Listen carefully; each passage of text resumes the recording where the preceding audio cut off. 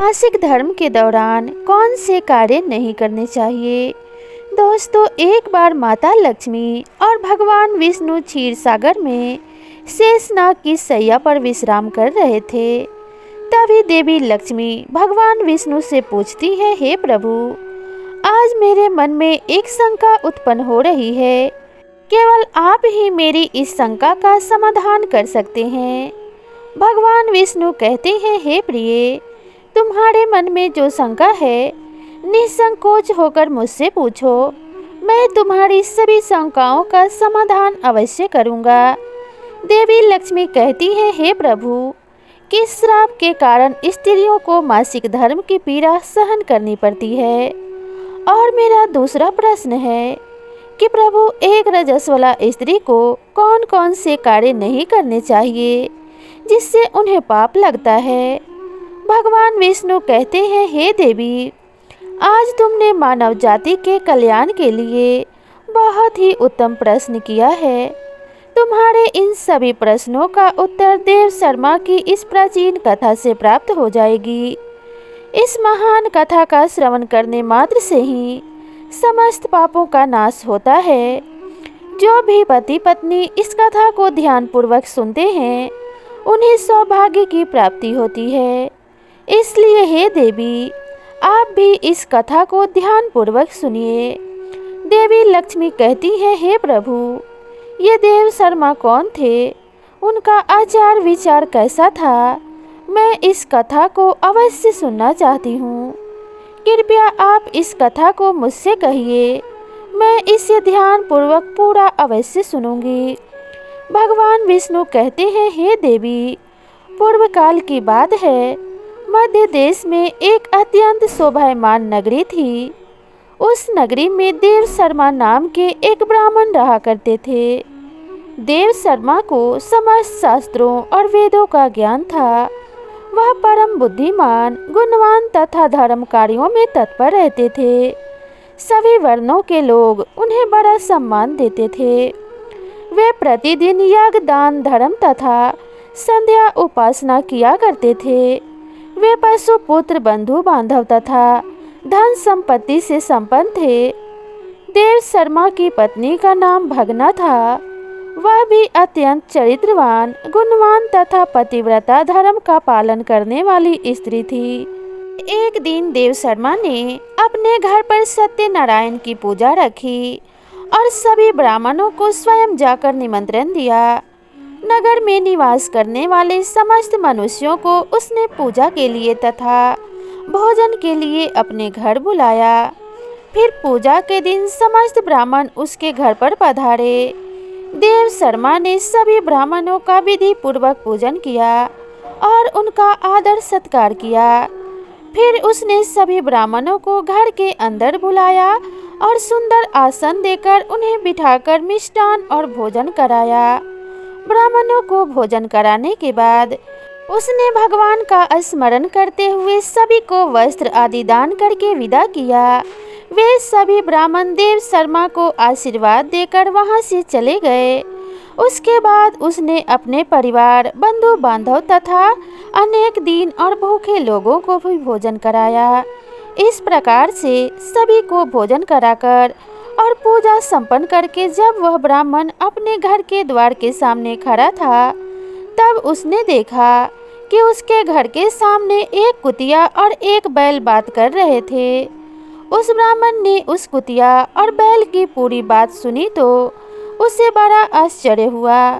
वह कुतिया और बैल उसके माता पिता ही थे, जो पिछले जन्म के पाप के कारण इस जन्म में कुतिया और बैल बन गए थे। तब वो ब्राह्मण मन ही मन सोचने लगा, ये दोनों तो साक्षात मेरे माता पिता ही हैं, जो मेरे घर पशु बनकर आए हैं। किस कारण से इन दोनों को प्राणियों का शरीर प्राप्त हुआ? अब इनके उद्धार के लिए मैं क्या करूं? इस प्रकार विचार करते हुए उस ब्राह्मण को रात भर नींद नहीं आई और वह रात भर भगवान का स्मरण करते हुए सोच विचार करता रहा। उस ब्राह्मण ने सोचा, मेरे माता पिता की मुक्ति का उपाय केवल मुनि वशिष्ठ जी ही बता सकते हैं। इसलिए सुबह होते ही देव शर्मा स्नान आदि कार्य संपन्न करके मुनि वशिष्ठ जी के आश्रम पहुंच गया। आश्रम पर आते ही मुनि वशिष्ठ जी ने देव शर्मा का बहुत ही स्वागत किया। वशिष्ठ जी कहने लगे, हे ब्राह्मण श्रेष्ठ, आज किस कारण से आप हमारे आश्रम में पधारे हैं? आपका आगमन कैसे हुआ? आप बहुत ही दुखी दिखाई पड़ते हो। आपके दुख का कारण क्या है, मुझे बताओ। देव शर्मा कहते हैं, हे मुनिवर, आपको मेरा प्रणाम है। आपके दर्शन से आज मेरा जन्म सफल हुआ है। हे मुनीश्वर, आज मैं आपके पास एक शंका लेकर आया हूँ। कृपया आप ही मुझे इस दुख से बाहर निकाल सकते हैं। मैं अत्यंत दुखी और दुर्बल हो गया हूँ। वशिष्ठ जी कहते हैं, हे ब्राह्मण, दुख ना करो। तुम्हारी जो भी शंका हो निसंकोच होकर मुझसे कहो। मैं तुम्हारी शंका का समाधान अवश्य करूँगा। फिर देव शर्मा कहने लगते हैं, हे मुनिवर, कल मैंने अपने घर पर भगवान विष्णु का पूजन किया था तथा अनेक ब्राह्मणों और भूखे लोगों को भोजन कराया। विधि पूर्वक भगवान का पूजन किया। फिर मेरे द्वार पर एक कुतिया और एक बैल आकर खड़े हो गए। दोनों मेरे घर के सामने खड़े होकर बातें कर रहे थे। सबसे पहले कुतिया उस बैल से इस प्रकार कहने लगी, हे स्वामी, आज जो घटना घटी उसे सुनिए। हमारे पुत्र के घर में ब्राह्मणों के भोजन के लिए जो दूध रखा था, एक सांप ने उस दूध के बर्तन में अपना विष उगल दिया था, जिसे देखकर मुझे बड़ी चिंता होने लगी थी। उसी दूध से भोजन बनने वाला था। अगर सभी लोग उस दूध को खा लेते तो उनकी मृत्यु हो जाती। इसलिए मैंने उस बर्तन में से सारा दूध पी लिया। जब बहू की दृष्टि मुझ पर पड़ी तो उसने मुझे खूब पीटा, जिससे मेरा अंग भंग हो गया। मुझे बहुत पीड़ा हो रही है। इसी कारण से मैं लड़खड़ाते हुए चल रही हूँ। मुझे यह पीड़ा सहन नहीं हो रही है। कुतिया की बात सुनकर वह बैल बहुत दुखी हुआ और वह खुद का वृतांत सुनाने लगा। हे प्रिय, अब मैं तुम्हें मेरे दुख का कारण सुनाता हूँ। मैं पूर्व जन्म में इस ब्राह्मण का पिता था। आज इस ब्राह्मण ने सभी लोगों को भोजन कराया, किंतु इसने मेरे सामने घास तक नहीं डाली और ना ही मुझे जल पिलाया। इसी कारण से मैं बहुत दुखी हो गया हूँ। फिर देव शर्मा कहने लगे, इस प्रकार से अपने माता पिता को कुतिया और बैल के रूप में देखकर मुझे बड़ा दुख हो रहा है। मुझे रात भर नींद नहीं आई। हर क्षण मुझे चिंता सता रही है। मैंने कभी कोई पाप नहीं किया है, हमेशा धर्म के कार्य किए हैं। फिर भी मेरे माता पिता को ऐसे कष्ट झेलने पड़ रहे हैं। इसी कारण से आज मैं आपके पास आया हूँ। कृपया आप अपनी योग शक्ति से पता करके मुझे बताइए, किस कारण से मेरे माता पिता की ऐसी दुर्दशा हुई है और उनकी मुक्ति के लिए मुझे कौन सा कार्य करना चाहिए। फिर गुरु वशिष्ठ ध्यान लगाते हैं और उस ब्राह्मण के माता पिता के पूर्व जन्म के कर्मों को देखते हैं और देव शर्मा से कहने लगते हैं, हे ब्राह्मण, तुम्हारे माता पिता ने पिछले जन्म में घोर पाप किया है। उसी पाप के कारण आज उनकी ऐसी दुर्दशा हुई है। देव शर्मा कहते हैं, हे गुरुदेव, किस पाप के कारण मेरे माता पिता की ऐसी दुर्दशा हुई है? कृपया विस्तार पूर्वक बताइए, मैं जानना चाहता हूँ। फिर ऋषि वशिष्ठ कहते हैं, हे ब्राह्मण, तुम ध्यान से सुनो। ये जो बैल तुम्हारे पिता हैं, ये पिछले जन्म में कुंडी नगर के श्रेष्ठ ब्राह्मण रहे हैं। इन्होंने एक दिन एकादशी का व्रत करके भोजन किया था। एकादशी के व्रत के दिन इसने दान धर्म भी नहीं किया। इसने द्वार पर आई गायों को भी भोजन नहीं खिलाया। इसने अपने पितरों का श्राद्ध भी विधि पूर्वक नहीं किया। तुम्हारे पिता ने पिछले जन्म में मासिक धर्म के दौरान ही तुम्हारे माता के साथ संबंध बनाया था और इसी पाप के कारण इसे इस जन्म में बैल का रूप प्राप्त हुआ है। अब तुम्हारी माता के बारे में सुनो। तुम्हारी माता ने रजस्वला होते हुए भी भोजन बनाया। मासिक धर्म के दौरान ही इसने भगवान की पूजा की और तुलसी को जल चढ़ाया। रजस्वला होते हुए भी इसने भगवान को भोग लगाया। इसी कारण से इसे महापाप लगा है। मासिक धर्म के दौरान स्त्री 3 दिनों के लिए अपवित्र हो जाती है। मासिक धर्म के दौरान स्त्री को पूजा पाठ नहीं करना चाहिए। स्त्री को इन 3 दिनों में अपने बाल भी नहीं धोने चाहिए। इससे पति की आयु कम होती है। मासिक धर्म के दौरान पेड़ पौधों को भी स्पर्श नहीं करना चाहिए। रजस्वला स्त्री के साथ संबंध भी नहीं बनाना चाहिए। जो पुरुष रजस्वला के साथ संबंध बनाता है उसे ब्रह्म हत्या का पाप लगता है। जो रजस्वला के वस्त्रों को स्पर्श करता है उससे भी पाप लगता है। रजस्वला स्त्री के शरीर में 3 दिनों तक ब्रह्म हत्या का पाप निवास करता है और चौथे दिन ही वह स्नान करके पवित्र हो जाती है। चौथे दिन स्नान करने के पश्चात रजस्वला स्त्री को अपने पति का मुख देखना चाहिए। अन्य किसी पुरुष का मुख नहीं देखना चाहिए। यदि पति समीप ना हो तो सूर्य देव के दर्शन करने चाहिए। गुरु वशिष्ठ कहते हैं, हे ब्राह्मण, इसी पाप के कारण तुम्हारे पिता को बैल और तुम्हारे माता को कुतिया का जन्म प्राप्त हुआ है। देव शर्मा कहते हैं, हे मुनीश्वर, अब आप मुझे मेरे माता पिता की मुक्ति के लिए उपाय बताइए। वशिष्ठ जी कहते हैं, हे ब्राह्मण, तुम किसी भी अमावस्या के दिन अपने माता पिता की मुक्ति के लिए श्राद्ध तथा तर्पण करो, दान और धर्म करो, गाय की सेवा करो और गौ माता को मिष्ठान खिलाओ और अपने माता पिता की मुक्ति के लिए भगवान से प्रार्थना करो। फिर ब्राह्मण वही करता है और फिर उसके माता पिता को समस्त पापों से मुक्ति मिल जाती है। भगवान विष्णु माता लक्ष्मी से कहते हैं, हे देवी, मैंने तुम्हें रजस्वला स्त्री को कौन से कार्य नहीं करने चाहिए इस विषय में बता दिया है।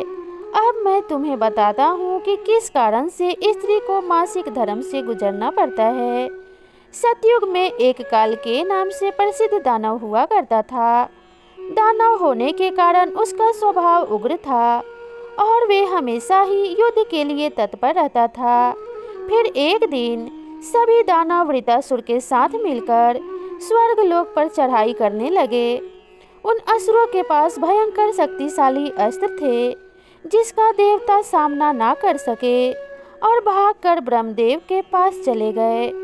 फिर ब्रह्मदेव ने उन असुरों को परास्त करने का उपाय बताते हुए कहा, हे इंद्र, तुम इसी क्षण महर्षि दधीचि के पास जाओ। वे उनके शरीर की हड्डियों से तुम्हें अस्त्र और शस्त्र प्रदान करेंगे। उन्हीं अस्त्रों का प्रयोग करके तुम वृतासुर का वध कर सकोगे। फिर सभी देवता महर्षि दधीचि के आश्रम पर जाते हैं और उन्हें प्रार्थना करके अस्त्र शस्त्र प्रदान करने की विनती करते हैं। फिर संसार के कल्याण के लिए महर्षि दधीचि अपने शरीर की हड्डियों से अस्त्र शस्त्र निर्माण करते हैं और उन्हीं में से एक वज्र नाम का अस्त्र होता है जिसे देवराज इंद्र धारण कर लेते हैं। फिर सभी देवतागण वृतासुर के साथ युद्ध करने के लिए निकल जाते हैं। देवताओं और दानवों के बीच भीषण युद्ध होने लगता है। सभी देवता आकाश में दानवों से युद्ध के लिए एकत्रित हो जाते हैं और प्रहार करने लगते हैं। अग्निदेव अग्नि के प्रहार से दैत्यों को दग्ध करने लगते हैं और अग्नि के प्रभाव से दैत्यों का अंग अंग जलने लगता है। फिर वरुण देव जल की वर्षा से दैत्यों को डुबो देते हैं जिससे दैत्य त्राही त्राही करने लगते हैं। अनेक दिनों तक इस प्रकार से दैत्यों और देवताओं के बीच में भीषण युद्ध चलने लगा। फिर देवराज इंद्र और वृतासुर आमने सामने आ जाते हैं। दोनों के बीच भीषण युद्ध होता है और फिर देवराज इंद्र अपने वज्र का प्रहार करके वृतासुर को मार डालते हैं। उस दानव वृतासुर की मृत्यु होते ही उसके शरीर से ब्रह्म हत्या बाहर निकलती है और इंद्र का पीछा करने लगती है।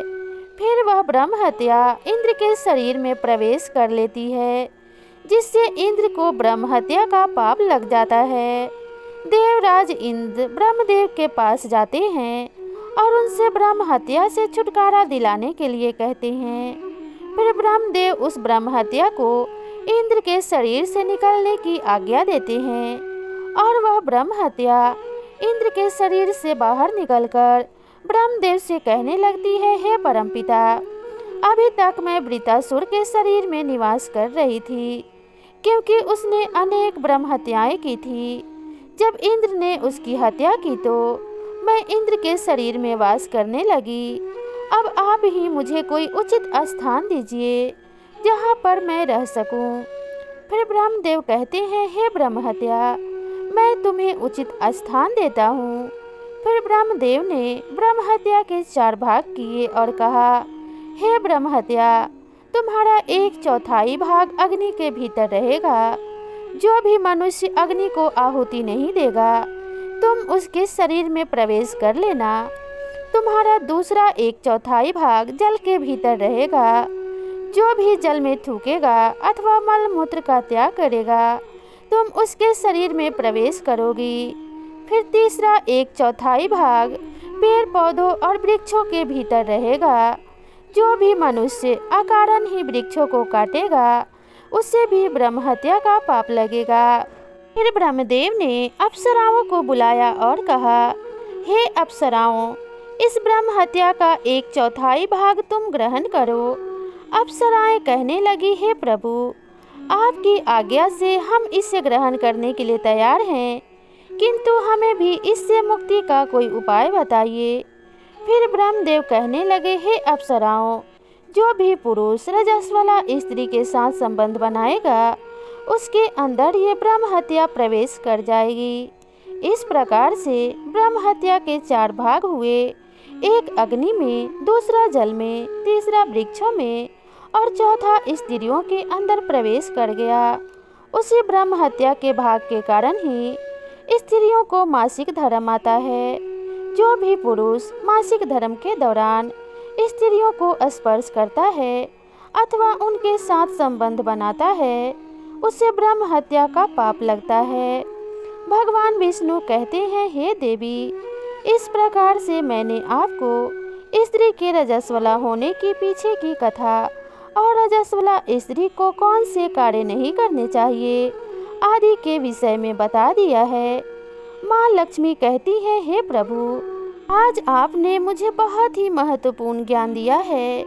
मैं भी आपको वचन देती हूँ, जो भी स्त्री मासिक धर्म के दौरान पूजा पाठ करेगी, पति के साथ संबंध रखेगी, उसके घर में मैं प्रवेश नहीं करूँगी।